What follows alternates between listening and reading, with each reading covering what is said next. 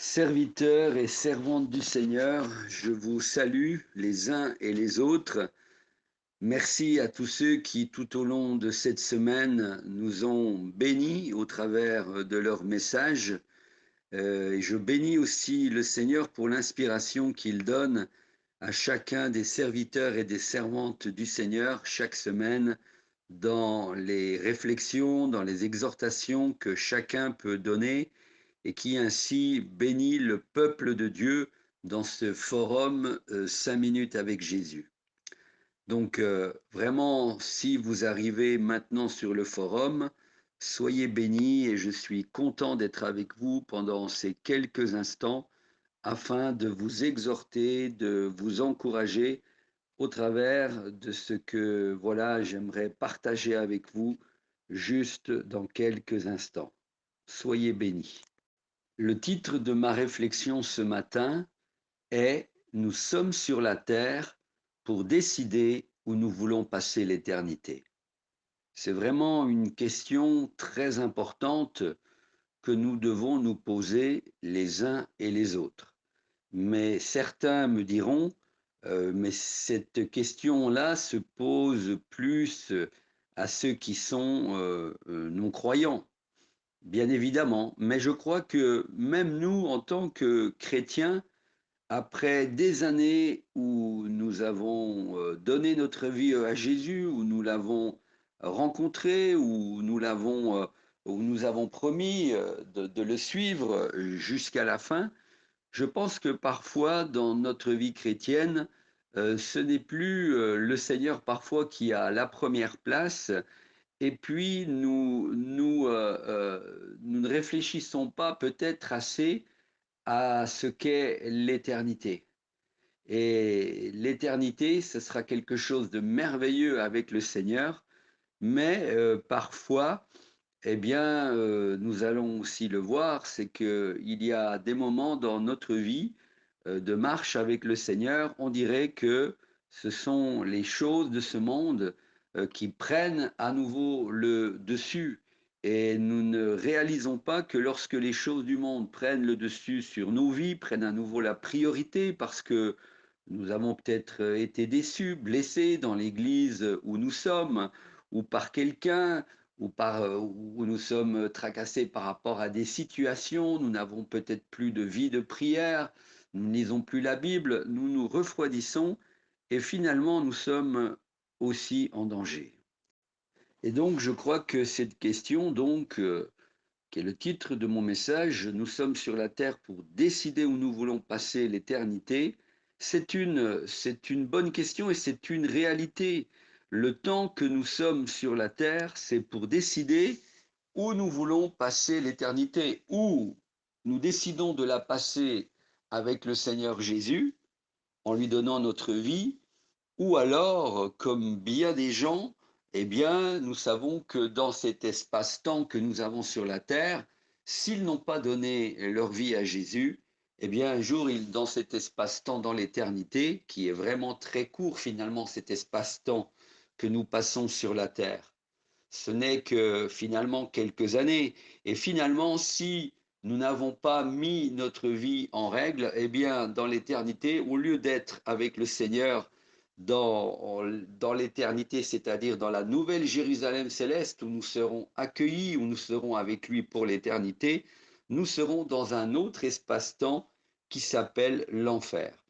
Et donc, c'est pour ça que la Bible nous dit dans Psaume 90 et le verset 10, les jours de nos années s'élèvent à 70 ans et pour les plus robustes à 80 ans.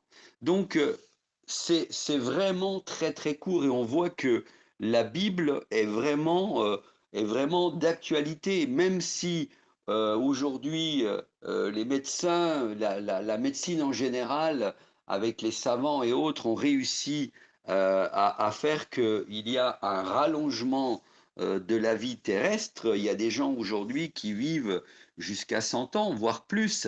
Mais en tout cas, ce psaume 90 et le verset 10 est vraiment d'actualité parce que, en général, on vit 70 ans et regardez autour de vous. quand on vit déjà 70 ans, c'est bien. Et puis pour les plus robustes, 80 ans, et c'est une bonne moyenne. Et donc, dans cet espace-temps que nous avons ici-bas, les choses vont très très vite, aussi bien pour nous croyants que pour ceux qui ne connaissent pas encore le Seigneur.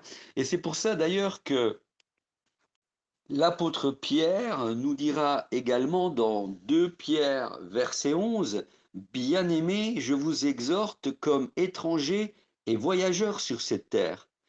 Mes amis, mes frères, mes sœurs, sur la terre, dans ces années que nous passons ici-bas, eh bien, nous ne devons pas oublier que, en tant que chrétiens, nous sommes des étrangers et des voyageurs sur cette terre. Pourquoi je dis cela? Parce que parfois, nous nous attachons dans notre marche avec le Seigneur lorsque nous commençons à nous décourager, lorsque peut-être nous avons été blessés lorsque nous ne prions plus, lorsque nous ne lisons plus la Bible. Enfin, il y a tellement de choses parfois qui font que, à un moment donné, eh bien, nous croyons que nos jours ici sur la terre vont être très très longs. Mais non, la Bible nous dit que notre royaume n'est pas d'ici-bas.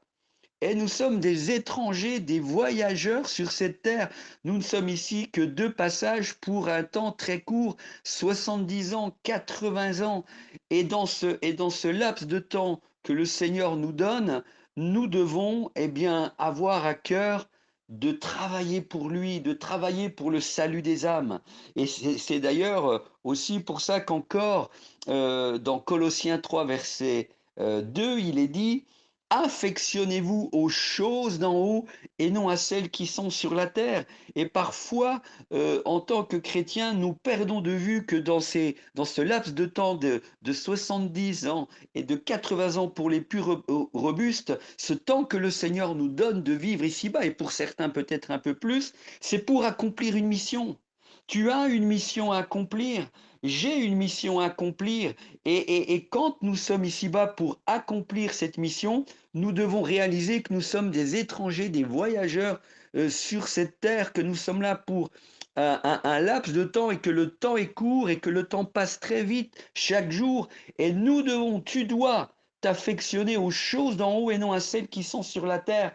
Nous devons vivre sur la terre comme étant déjà dans les cieux, comme étant déjà de ce royaume, parce que si nous ne nous affections pas aux choses d'en haut, alors les choses de cette terre vont nous tirer vers le bas, et finalement, il y a des moments, c'est comme si nous étions secs, c'est comme si notre espérance n'était plus là. Et on voit parfois des chrétiens qui, à cause des difficultés qu'ils traversent, d'un seul coup sont tellement découragés parce qu'ils regardent aux choses de la terre, ils regardent à ce qu'ils vivent ici-bas, aux déceptions, ils regardent à quelqu'un qui leur a fait du mal par rapport à telle et telle situation dans un travail ou autre, mais de toute façon, tant que nous serons ici-bas, il y aura des déceptions, il y aura des luttes, nous serons persécutés.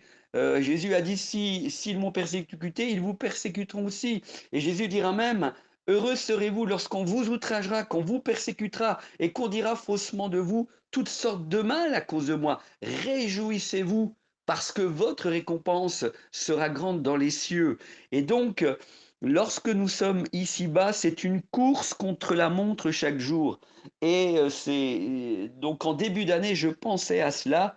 Dans ce laps de temps que nous avons, le temps est court parce que chaque jour, il y a des hommes et des femmes qui ont besoin d'être sauvés, qui ont besoin de venir à Jésus. Et notre mission de chaque jour, ta mission de chaque jour, c'est de pouvoir atteindre les perdus, c'est de pouvoir sauver les âmes qui ne connaissent pas le Seigneur Jésus.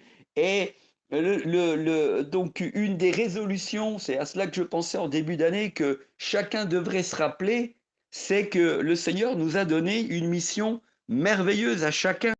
Et cette mission merveilleuse que le Seigneur nous a donnée à chacun, elle nous est bien sûr relatée dans Matthieu 28, verset 19. Vous connaissez tous ce verset. Eh bien, c'est allez, faites de toutes les nations des disciples. les baptisant au nom du Père, du Fils et du Saint-Esprit, mais il dit allez, faites de toutes les nations des disciples et chaque jour, dans ce temps que nous avons ici-bas, eh bien, dans ces 70 ans et dans ces 80 ans, eh bien, c'est une course contre la montre pour que toi, là où tu es dans ton travail, là où tu es dans ta famille, là où tu es, lorsque tu vas te promener dans la rue, lorsque tu sors de chez toi, tu dois te rappeler que tu es là pour une mission et que dans cette mission, le Seigneur te demande, me demande de m'affectionner aux choses d'en haut, de m'affectionner aux choses d'en haut parce que je suis du ciel, je suis sur la terre et un jour j'ai décidé que je voulais passer l'éternité avec le Seigneur Jésus. Mais où en es-tu? Où en es-tu, toi, mon frère, ma sœur? Est-ce que tu t'es laissé détourner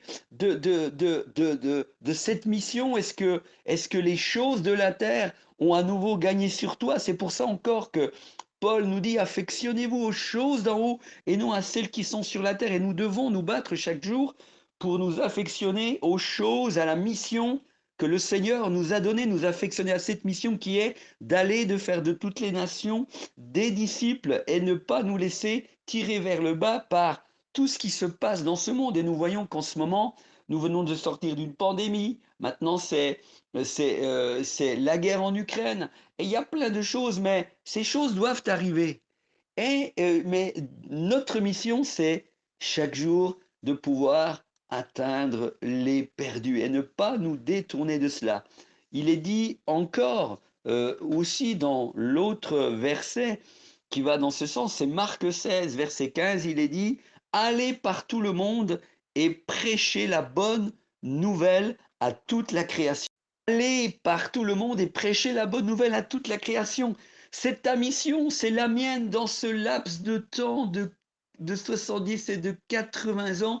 Nous devons, eh bien, faire de notre mieux. Tu dois faire de ton mieux, je dois faire de mon mieux pour que chaque jour, on puisse témoigner autour de nous à ceux et celles qui ne connaissent pas Jésus et qui, peut-être bien avant ces 70 ans ou ces 80 ans, d'un seul coup vont être pris soudainement, dans le sens qu'ils mourront, mais si ces personnes, des fois ces personnes, nous entendons, ah, elle est partie, ah, elle est morte, ah, il a eu un accident. Et parfois, j'ai eu, tu as eu l'occasion peut-être de leur témoigner de toi et nous ne l'avons pas saisi.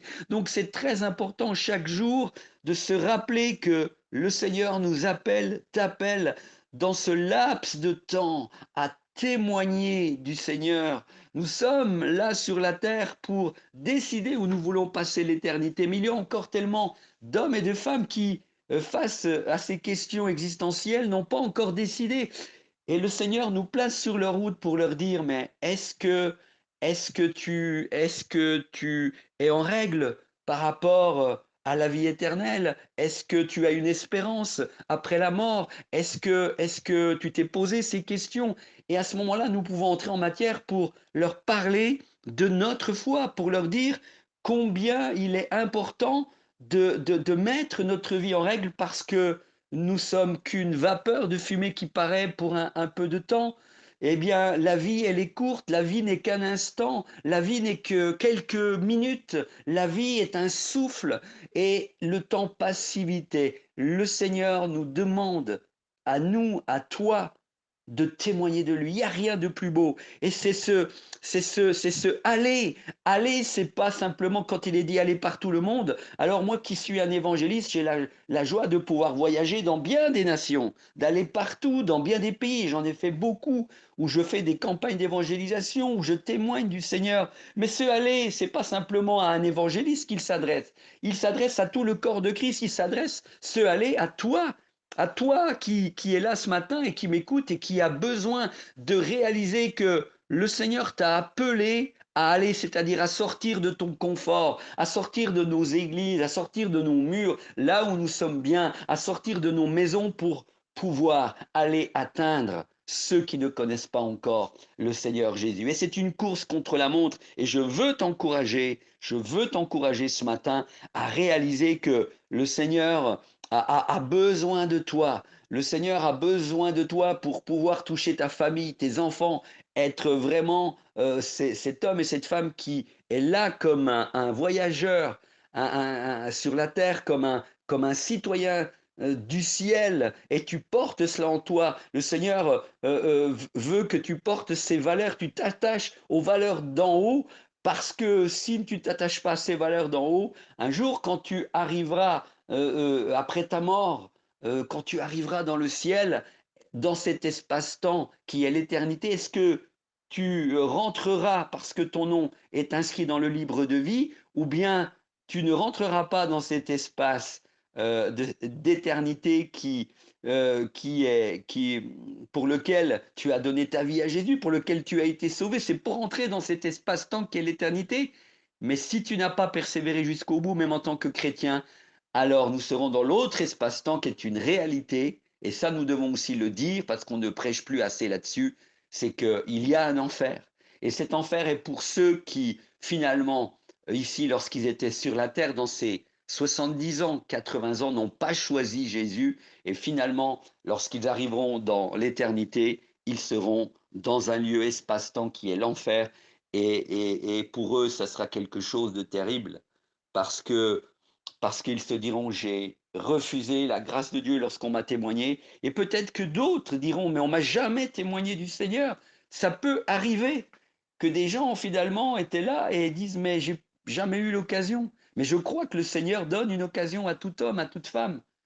Mais je pense à une histoire, une fois que j'ai entendu, où lorsqu'un jeune s'est retrouvé, je crois, ce n'est qu'une histoire, s'est retrouvé dans l'éternité alors qu'il avait fréquenté un chrétien, eh bien, il se disait, mais pourquoi ce chrétien, cet homme, c'est cet ami qui connaissait Jésus ne m'a jamais témoigné de lui. Et il s'est retrouvé très jeune dans l'éternité. Ce n'est qu'une histoire que j'ai entendue, mais parfois les choses peuvent se passer comme ça. Nous avons cette responsabilité, c'est une course contre la montre. Donc, il est tellement important que nous utilisions notre temps pour que chaque jour nous puissions aller évangéliser les perdus, évangéliser ceux qui ne connaissent pas encore Jésus et qui doivent se poser cette question aussi. Nous sommes ici-bas pour choisir où nous voulons passer l'éternité. Et il y a tellement d'hommes et de femmes que le Seigneur met sur notre route, dans nos familles, dans nos lieux de travail. Lorsque nous sortons et que nous allons, nous sommes en mission et le Seigneur veut toucher ceux qu'il met sur ta route, sur ma route, parce qu'il les aime. Et Paul dira d'ailleurs dans 1 Corinthiens 9, verset 16, il dit, malheur à moi si je n'annonce pas l'évangile. Malheur à moi si quelque part je n'évangélise pas. Et donc, Paul avait pris conscience que chaque jour, il fallait qu'il atteigne les perdus, il atteigne ces hommes et ces femmes qui ne connaissaient pas le Seigneur.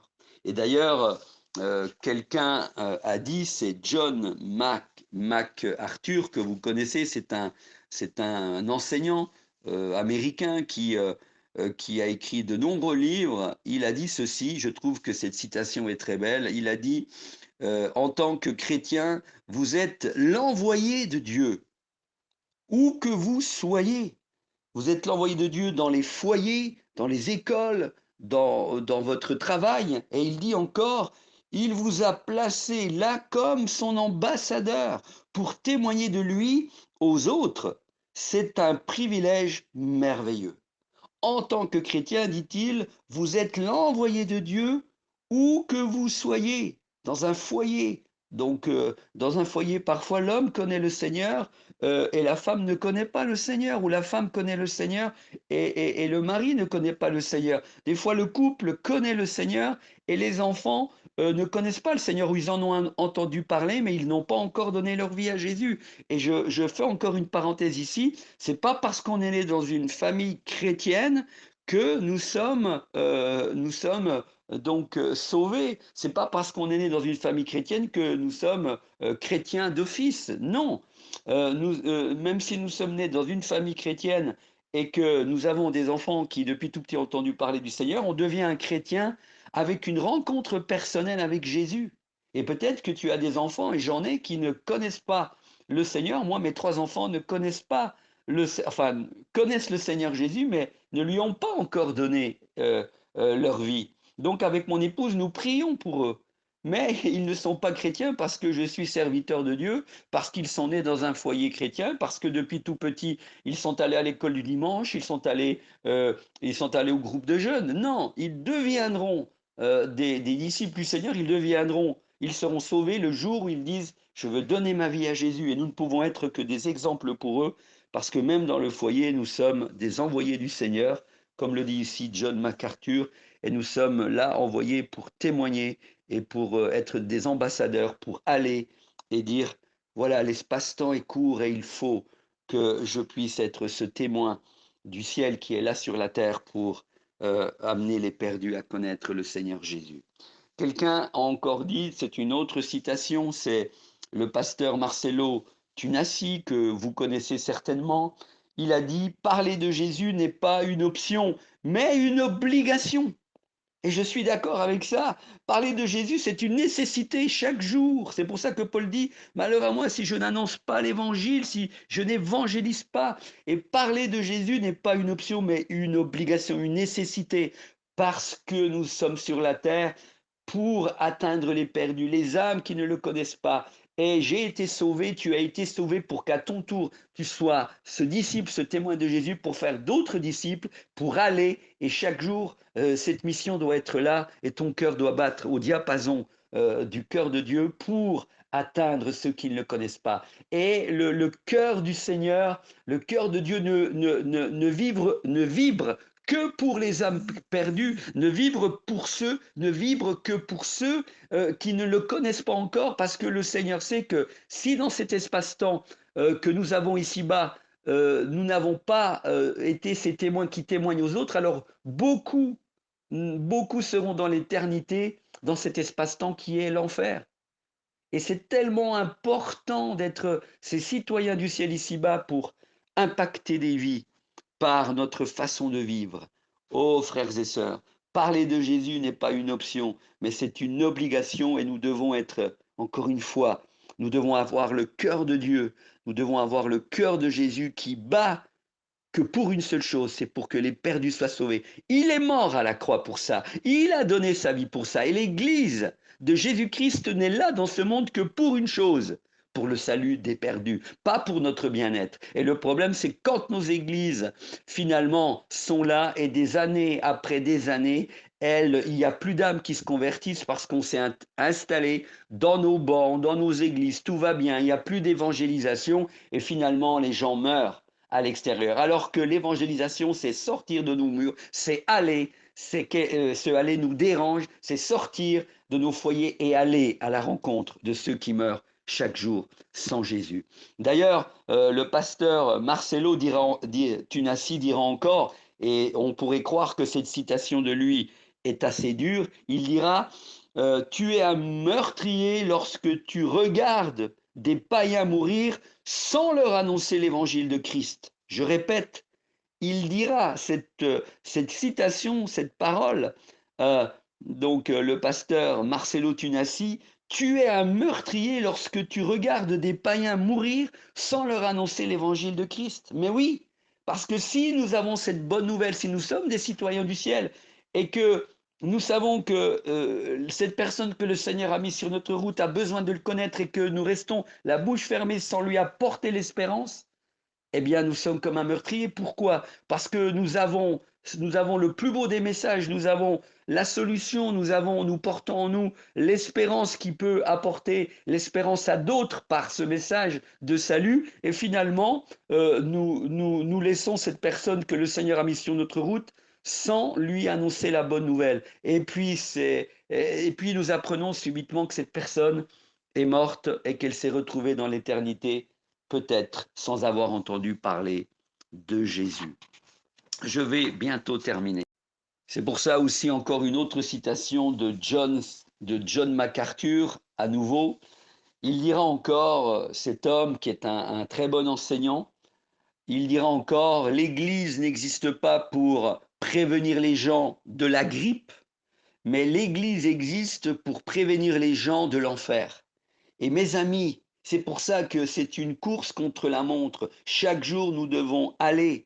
Chaque jour, nous devons porter cette mission de Marc, de Marc 16, verset 15 et de Matthieu 28, verset 19, où il est dit, allez, faites de toutes les nations des disciples, allez partout le monde et prêchez la bonne nouvelle à toute la création. Nous devons nous rappeler que tu es appelé, je suis appelé, tu n'as pas besoin d'être un pasteur, tu n'as pas besoin d'être un évangéliste, tu n'as pas besoin d'être un enseignant, un apôtre ou un prophète selon Éphésiens 4, 11, si j'ai bonne mémoire. Ça, ce sont les ministères que Dieu a donnés à l'Église, qui sont des ministères particuliers, des appels particuliers, mais tu es un missionnaire, tu es aussi un évangéliste parce que il nous est dit dans la parole de Dieu, fais l'œuvre d'un évangéliste. Il n'est pas dit sois un évangéliste, fais l'œuvre. Et faire œuvre d'évangéliste, c'est chaque jour aller à la rencontre de ceux qui ne connaissent pas le Seigneur partout où nous nous trouvons, que ce soit dans nos familles, dans nos foyers, nos familles, que ce soit à l'extérieur, que ce soit dans l'école où nous travaillons ou dans un travail tel qu'il soit. C'est une course contre la montre et nous devons aller. Donc, et l'Église doit prendre conscience de cela. Et l'Église, c'est toi, c'est moi. L'Église, c'est pas les bâtiments, c'est pas les murs. Tu le sais très bien. L'Église, c'est le rassemblement de ceux qui croient. Et tu fais partie, lorsque tu as donné ta vie à Jésus, de ceux qui croient, de ceux qui s'attachent aux choses d'en haut, de ceux qui réalisent que le temps est court ici-bas, 70 ans, 80 ans, et que voilà, nous devons faire de notre mieux pour pouvoir sauver un maximum de gens. Parce que finalement, dans l'éternité, nous aurons à rendre compte de notre vie. Et qu'est-ce que c'est que 70 ans et 80 ans pour les plus robustes, nous-mêmes, sur la terre, à côté de cet espace-temps qui sera éternel avec Jésus, ou dans cet espace-temps loin de Jésus qu'est l'enfer. Ah, mes amis, nous devons prendre conscience de cela. Donc l'Église n'existe pas pour prévenir les gens de la grippe, mais l'Église existe pour prévenir les gens qu'il y a un enfer. Et donc c'est un enjeu. Et chaque jour, nous devons arracher les âmes à l'enfer pour remplir le ciel de ces hommes et de ces femmes qui ont besoin de prendre cette décision alors qu'ils sont sur la terre pour passer l'éternité avec Jésus. Et nous devons leur dire, pose-toi cette question.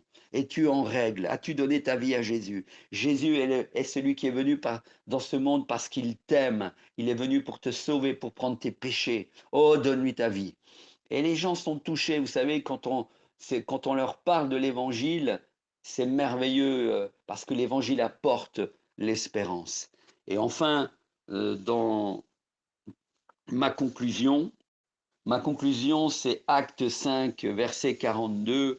Il est dit que euh, et chaque jour, dans le temple et dans les maisons, il ne cessait d'enseigner et d'annoncer la bonne nouvelle de Jésus-Christ. Donc, cette première église dans des actes vibrait pour le salut des perdus. Les chrétiens avaient un tel témoignage, ils étaient vraiment ces citoyens du ciel, ils savaient qu'ils étaient que de passage. C'est pour ça que beaucoup aussi dans dans les premiers siècles avec les actes dans cette église, des actes des apôtres, eh bien, beaucoup de chrétiens qui sont morts pour Jésus. On les mettait au lion, hein, c'est vrai, dans les arènes. On les mettait là, et puis les gens se moquaient d'eux parce en fait, ils témoignaient, ils donnaient leur vie à Jésus. Et c'est vrai que beaucoup, eh bien, ont été déchiquetés par des lions dans ces grandes arènes. On les prenait pour faire voilà, montrer que ces gens-là, c'était des gens bizarres, ils faisaient certainement partie d'une secte, etc. Et on se moquait d'eux. Et donc, ils donnaient leur vie à Jésus. Mais rappelez-vous que pour la première fois, on a appelé à Antioche, donc ceux qui croyaient en Jésus, des chrétiens. Des chrétiens. Et pourquoi on les a appelés des chrétiens? C'était parce que ils voyaient que ces gens avaient une telle foi dans ce Jésus dans lequel ils croyaient et ils parlaient autour d'eux que on a dit, ben, ce sont des petits Christ, ce sont des chrétiens. Et est-ce que nous sommes encore des chrétiens dans ce monde où nous sommes? Est-ce que nous sommes encore comme Acte 5, verset 42, cette église qui autrefois, il nous est dit, et chaque jour dans le temple, dans les maisons, vous voyez, dans le temple, c'est-à-dire à l'église, bien sûr. On doit à l'église prêcher l'évangile pour encourager les chrétiens à vivre dans cette intimité avec le Seigneur, à marcher avec lui. Mais il est dit aussi dans les maisons. Et dans nos maisons, on doit être, ceux qui viennent dans nos maisons doivent voir que nous sommes des chrétiens. Ils doivent voir que nos maisons sont remplies de la grâce de Dieu et que quand ils viennent ici, dans nos maisons, ils doivent sentir que nous les aimons, ils doivent sentir que le Seigneur est présent. Hein, et donc dans les maisons, et il ne cessait d'enseigner. Et nous devons enseigner aujourd'hui, nous devons parler de Jésus, nous devons dire, ça c'est pas juste ce que tu enseignes, ça c'est juste alors que nous vivons un temps de confusion par rapport à la parole de Dieu, nous devons annoncer un évangile de grâce, un évangile vrai.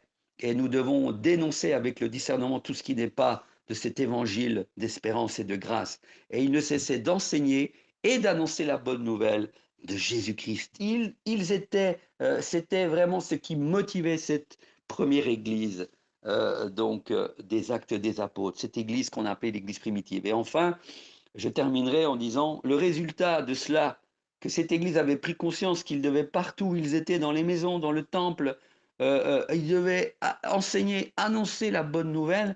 Eh bien, après, dans Acte 6, verset 1, juste après, Acte 5, verset 42, le premier verset de Acte 6, verset 1 nous dit, en ce temps-là, la conséquence d'annoncer cet évangile dans les maisons, de l'enseigner, d'annoncer la bonne nouvelle dans le temple et tout cela, la conséquence, c'est que Acte 1, 6, verset 1 nous dit, en ce temps-là, le nombre des disciples augmentant. En ce temps-là, le nombre des disciples augmentant.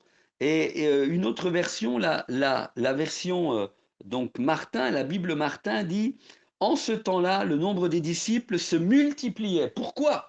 Ou d'autres versions, c'est la version Louis II, dit augmentant, augmentait. Pourquoi? Et c'est juste après ce verset de Acte 5, verset 42. Pourquoi? En ce temps-là, le nombre des disciples augmentait ou se multipliait. Eh bien, parce que les chrétiens de l'époque, cette église, avaient compris qu'ils étaient là pour une mission dans cet espace-temps de 70 et 80 ans, et ils ne vibraient chaque jour que pour témoigner de l'amour de Jésus. C'est pour ça que cette église des premiers temps a grandi, et ils ont été des témoins extraordinaires. Je ne dis pas que tout était parfait, mais ils ont été des témoins extraordinaires, et le Saint-Esprit faisait grandir l'Église parce que ces hommes et ces femmes étaient pleins de l'onction de Dieu, et ils ne vibraient que pour témoigner du Seigneur. Et ils enseignaient cette bonne nouvelle, ils la prêchaient, et chacun partout était un témoin du Seigneur. Et cela doit nous parler aussi doit nous parler aujourd'hui qu'en tant qu'Église, nous devons nous réveiller, et dans nos vies personnelles, mais aussi dans nos églises, que nous sommes là pour cette mission qui est une course contre la montre, pour témoigner de celui qui a donné un sens à ma vie, à ta vie, et que voilà, c'est important d'investir dans l'éternité, dans cet espace-temps, parce qu'un jour le Seigneur nous dira, qu'as-tu fait de ta vie? As-tu témoigné de moi? Est-ce que tu as été ce témoin qui vivait les valeurs de mon royaume, qui t'est attaché à ces valeurs lorsque tu étais sur la terre, et à cause de cela, tu as pu impacter des vies parce que les gens ont vu en toi que tu étais mon disciple. Donc, très important, je vous laisse avec cette conclusion, et que le Seigneur vraiment vous bénisse les uns et les autres.